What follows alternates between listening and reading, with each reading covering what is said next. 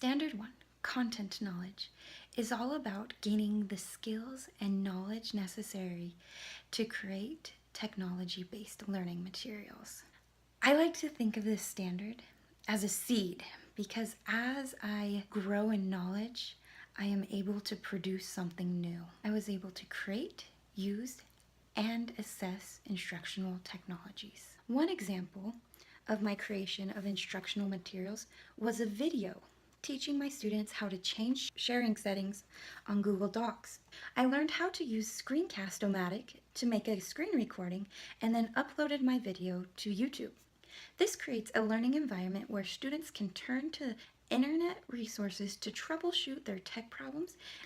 I successfully learned how to create my own web pages using Adobe Dreamweaver. Using HTML and CSS, I coded several different web pages. One example of a web page I created was a Civil War jigsaw.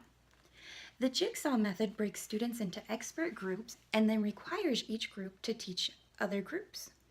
I am able to curate resources to ensure student learning. Learning how to code was very empowering as I knew I could solve complex problems and create personalized learning experiences. In addition to creating and using technology, evaluating technology resources is essential. I created a blended learning unit about World War II. In order to determine if that unit was effective, I developed an evaluation plan. This evaluation plan included project objectives, evaluation questions, and methods. Students took an attitude survey to see how they felt about the use of technology and a summative assessment to see how much they had learned. Nearly 80% of students passed the exam. By surveying my students, I learned that when I implement the next blended learning unit, I should have shorter assignments and I should still allow students to pick how they want to learn the material.